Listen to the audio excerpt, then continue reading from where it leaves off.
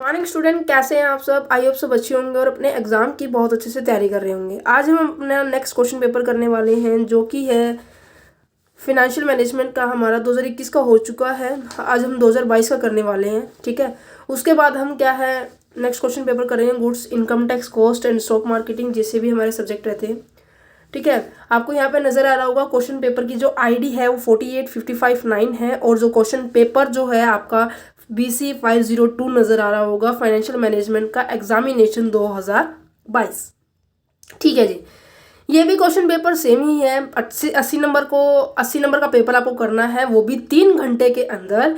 और इसके अंदर जो पहला क्वेश्चन है वो क्या है, 20 नंबर का है, कंपलसरी है। और बाकी बचे 8 क्वेश्चन में से आपको कोई भी 4 क्वेश्चन करने हैं और वो चारों क्वेश्चन 15-15 नंबर के हैं, जैसा कि हमारा पैटर्न पहले रहा था। 5 गुना में 4 और 4 गुना में 15, 20 और 60 बटे में हो जाएगा पूरा 80 का।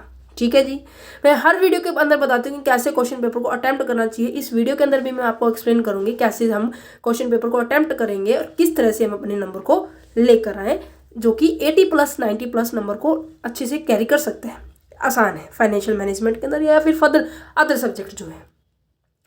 तो सबसे पहले यहाँ पे सबसे पहला फर्स्ट क्वेश्चन देखते हैं। कहते हैं कि right and note on the following not more than the 1 page. यहाँ पे क्या लिखा हुआ है कि एक पेज से ज़्यादा क्वेश्चन में जो पेज से ज़्यादा क्वेश्चन नहीं भरना है आपको।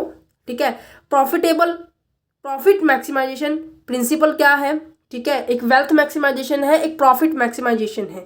चैप्टर नंबर 2 के अंदर आता है ये, शायद पता नहीं 3rd के अंदर आता है ये। हाँ, नेक्स्ट आ जाता है need of financial planning. Financial planning क्या होती है, weighted average cost of capital. ये छोटी छोटी कंसेप्ट है, इसलिए इन्होंने A1 पेज का बोला है। जब हमने प्रीवियस में पढ़ा था ना, अंडर कैपिटलाइजेशन क्या होता है, कॉस्ट ऑफ कैपिटल क्या होता है, क्यों हमें कैपिटल स्ट्रक्चर की जरूरत पड़ती है, उनके अंदर आपको थोड़ा सा वाइड में करना था।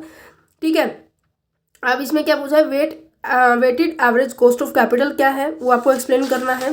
ठीक है, इसी तरह से बाकी क्वेश्चन पेपर को देखने के लिए आप प्लेलिस्ट चेक कर सकते हो। स्पेशल क्वेश्चन पेपर आपके लिए बनाया गया है, चैनल आपके लिए बनाया गया है, जहां पर हर स्ट्रीम के क्वेश्चन पेपर आपको अवेलेबल होंगे।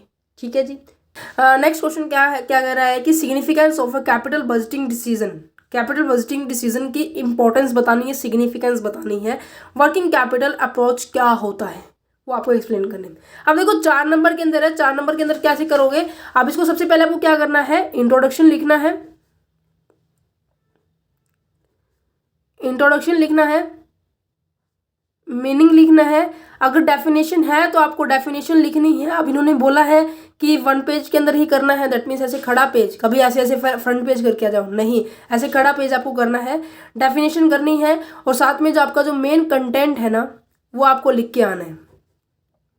अब यहाँ पे देखो क्या पूछा हुआ है, significance of the capital budgeting decision. अब पहले तो इन तीनों वर्ड्स का मतलब बताना है। कैपिटल का मतलब क्या होता है, पूंजी क्या होती है। बजटिंग का मतलब क्या होता है, फ्यूचर को फोरकास्टिंग किया जाता है। डिसीजन का मतलब क्या होता है कि फ्यूचर में ले जाने वाले जो फोरकास्टिंग हम कर रहे हैं उसके ऊपर जो हम निर्णय लेते हैं कि हाँ ये सही है ये नहीं है। क्योंकि आपके पास काफ़ी सारे डिसीजन होते हैं, काफ़ी सारे पॉइंट्स होते हैं, उनमें से किसी वन ऑफ द बेस्ट को सिलेक्ट करना होता है, वो हमारा प्रॉपर डिसीजन होता है, वो जो कि डिपेंड करता है अपने सोचने के, अपने आगे आने वाले फ्यूचर अपॉर्चुनिटी के ऊपर। राइट, इन तीनों को आप एक्सप्लेन करोगे। इंट्रोडक्शन हो जाएगा, मीनिंग हो जाएगा, द मेन कंटेंट पूछा है, इसकी सिग्निफिकेंस क्या होती है, इंपॉर्टेंस, कि कैपिटल बजटिंग डिसीजन की इंपॉर्टेंस क्या है, ये आप एक्सप्लेन करोगे। ठीक है, हिंदी में देख लीजिए बच्चे 1 by 1। ये आपको 4 नंबर को पेपर जो 4 नंबर का जो क्वेश्चन है उसको अटेम्प्ट करने का तरीका है। ठीक है, 1 by 1 आपको इनको एक्सप्लेन करना है। देन उसके बाद आता है कि 15-15 नंबर के क्वेश्चन शुरू हो गए हैं। सेकंड क्वेश्चन क्या कह रहा है कि investment, financing and dividend decision are interrelated. ये पूछ रहा है कि निवेश, वित्तीय और लाभांश निर्णयों में आंतरिक संबंध है, उसके ऊपर आपको एक कमेंट लिखना है। ठीक है, नेक्स्ट आ जाता है कि द इनिशियल इन्वेस्टमेंट। ये आपका जो क्या है प्रैक्टिकल क्वेश्चन है, क्या कह रहा है, जो आपकी इनिशियल इन्वेस्टमेंट है प्रोजेक्ट के अंदर वो 4 लाख है और जो कि जनरेट कर रही है कैश इनफ्लो 1,60,000, 1,20,000, 1,40,000 एंड 80,000 4 साल के अंदर। ठीक है, और रेट ऑफ डिस्काउंट क्या दे रखी है 4%।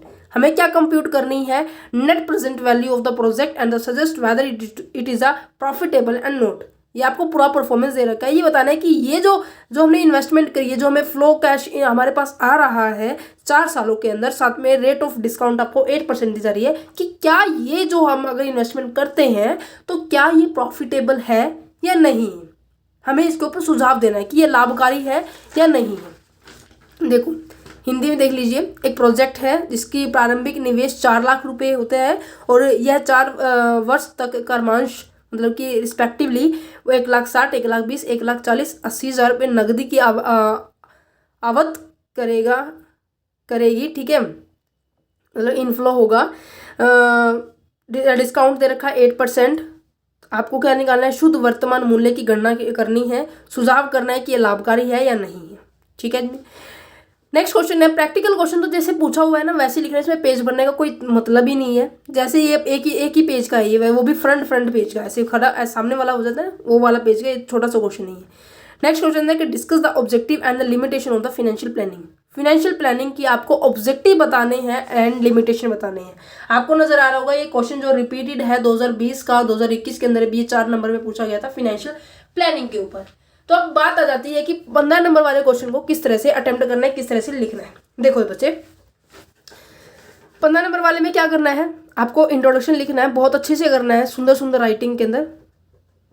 ठीक है, इंट्रोडक्शन लिखना है, मीनिंग लिखना है, और नॉर्मल सी बात है डेफिनेशन तो मिले ही मिलेगी, क्योंकि मैंने खुद करवाया है चैप्टर, तो ऑलरेडी है इसके अंदर डेफिनेशन। ये चैप्टर मैं सिलेबस इसका करवा रही हूँ, अभी हाफ हुआ है, थोड़ा थोड़ा हो जाएगा थोड़े दिनों में, बट हाँ एग्जाम से पहले हो जाएगा। फिर आप जाता है मेन कंटेंट, क्या पूछा हुआ है, फाइनेंशियल प्लानिंग क्या होती है, ये तो इंट्रोडक्शन मीनिंग इनके अंदर आ जाएगा। ऑब्जेक्टिव एंड लिमिटेशन आपका मेन कंटेंट है। ऑब्जेक्टिव के अंदर कम से कम 7 से 8 पॉइंट लिखोगे। ठीक है, एंड देन उसके बाद लिमिटेशन जो है आपकी उसके अंदर भी 7 से 8 पॉइंट लिखना है। ठीक है, देन उसके बाद आता है conclusion. Conclusion is very much important in your 15 marks के क्वेश्चन के अंदर। ठीक है, इसके अंदर क्या लिखोगे, फाइनेंशियल प्लानिंग के अंदर मैंने ये पिछले वीडियो के अंदर बताया था कि इसका बढ़िया कंसेप्ट है कंक्लूजन का। ये 2 लाइन लिखोगे, सारा क्वेश्चन कंप्लीट हो जाएगा। ठीक है, वो 2 लाइनें क्या है आपको 2021 के क्वेश्चन पेपर में देखनी पड़ेगी। चलो फिर मैं बता देती हूँ, कहेंगे कि मैडम प्रेशर डाल रही है 2021 का क्वेश्चन पेपर देखो, बट फिर भी मैं आपको बताती हूँ कि 2021 का जो मैंने पेपर करवाया ना, 2022 का करवाया, 2021 का करवाया है, उनके अंदर सिमिलरिटी देखना कि कहाँ से कितने क्वेश्चन किस चैप्टर में से आ रहे हैं, अब की बार वही आने के ज़्यादा चांसेस है। ठीक है जी, देखिए बच्चे कि फाइनेंशियल प्लानिंग का कंक्लूजन क्या है, मैं आपको वो बता रही हूँ। फाइनेंशियल प्लानिंग का कंक्लूजन ये है कि आप प्लानिंग किसके लिए जाती है कि फ्यूचर में आने वाली जो समस्याएं होती है, फ्यूचर में आने वाले जो इवेंट्स होते हैं, आप उनको देखते हो कि ऐसा होना चाहिए। एग्जाम्पल जैसे कि हम शादी का फंक्शन अटेंड करने जा रहे हैं। ठीक है, हमारे घर शादी है, तो हम क्या करेंगे, हम प्रॉपर ये दिखेंगे कि हाँ इतना पैसा 4 लाख रुपए हमारा गोल्ड पे लगने वाला है, 5 लाख रुपए हमारा खाने पे लगने वाला है, 5 लाख रुपए हमारा कपड़ों पे लगने वाला है। आए गए कि जैसे कि खातेदारी करते हैं ना, उनकी मान करते हैं, है ना, तो उनके ऊपर भी कम से कम 1 लाख रुपीज़ लगने वाले हैं। ठीक है जी, ये आपकी एस्टिमेशन है। ठीक है, इन केस अगर खाना कम पड़ जाए तो हम क्या करेंगे, इन केस हमारे पास कुछ भी ऐसे कम पड़ जाए जो फ्यूचर में आने वाली जो समस्याएं हैं उनको रिड्यूस करने में हेल्प करती है। क्या प्लानिंग हुई, बजटिंग हुई, ये सभी चीज़ें उनको एलिमिनेट नहीं करती। क्या नहीं करती, एलिमिनेशन नहीं होता। एलिमिनेशन का मतलब होता है बिल्कुल खत्म करना, रिड्यूस का मतलब होता है कम किया है, खत्म नहीं किया। ठीक है, नेक्स्ट क्वेश्चन आ जाता है, इसका एक कंक्लूजन है। क्वेश्चन आता है 5th कि एक भारत कंपनी है, उन्होंने इशू किए हैं 100 शेयर, 100 रुपये के जो प्रेफरेंस शेयर है, जो कि 10% डिविडेंड देना पड़ेगा। The preference share will be redeem after 10 year at a face value. 10 साल के बाद उन जो शेयर्स हैं उनको रिडीम कर दिया, मतलब उनको वापस कर दिया गया है। एंड क्या है, the cost of issuing is 3%। जो कॉस्ट है मतलब लागत आई है जब उसको इशू किया था वो 3% है। हमें कैलकुलेट करनी है कॉस्ट ऑफ प्रेफरेंस शेयर। पिछले क्वेश्चन के अंदर पेपर के अंदर कॉस्ट ऑफ इक्विटी शेयर आया था, 2022 के अंदर कॉस्ट ऑफ प्रेफरेंस शेयर आया था। इन पॉसिबिलिटी है कि अब की बार कॉस्ट ऑफ डेट आए या फिर यही रिपीट हो, है ना। तो हिंदी में देख लीजिए बच्चे, मोस्ट ऑफ बच्चे ये कहते हैं कि मैम क्वेश्चन पेपर किस लिए होता है। क्वेश्चन पेपर बच्चे आपकी हेल्प करता है कि किस तरह से पैटर्न आने वाला है हमारे पेपर का। अभी देखो कि पिछले क्वेश्चन पेपर के अंदर कितने प्रैक्टिकल आए थे, किसी ने अगर वीडियो देखी है, और इस पेपर के अंदर कितने प्रैक्टिकल आए हैं, इसको अनुमानित किया जाता है कि कम से कम इतने प्रैक्टिकल आएंगे, इतनी थ्योरी आएंगी, इस चैप्टर में से ही आएगा, है ना।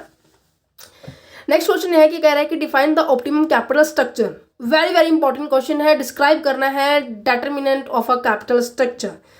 कैपिटल स्ट्रक्चर क्या होती है, इसके 4 पॉइंट होते हैं। नेट इनकम अप्रोच होती है, नेट ऑपरेटिंग इनकम अप्रोच होती है, ट्रेडिशनल अप्रोच होती है, और एमएम अप्रोच होती है। कैपिटल स्ट्रक्चर के अंदर आते हैं बच्चे, और उसको आपको एक्सप्लेन करना है। 15 नंबर में, बहुत आसान क्वेश्चन है ये। Explain the long term and medium term sources of the finance of a company. अरे बहुत बहुत आसान क्वेश्चन है, छठे चैप्टर में से है ये। Long term and short term की वीडियो जो होती है, जो long term and short term जो सोर्सेज है उनको एक्सप्लेन करना है। ये हिंदी में रहा। नेक्स्ट क्वेश्चन आ जाता है, what is a working capital. Working capital क्या होता है, डिस्कस करने हैं।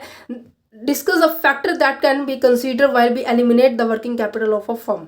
उन फैक्टर्स को बताना है कि किन किन कारकों का विचार मतलब एक फर्म के अंदर अनुमान लगाते समय किन किन कारकों को विचार में रखा जाता है। मतलब कि ऐसे कौन कौन से फैक्टर हैं जो इफेक्ट भी करते हैं, जो इफेक्ट भी नहीं करते, कौन कौन सी इंपॉर्टेंट है, उनको ध्यान में रखकर हमें वर्किंग कैपिटल की एस्टिमेशन लगाना पड़ता है, उसको आपको एक्सप्लेन करना है।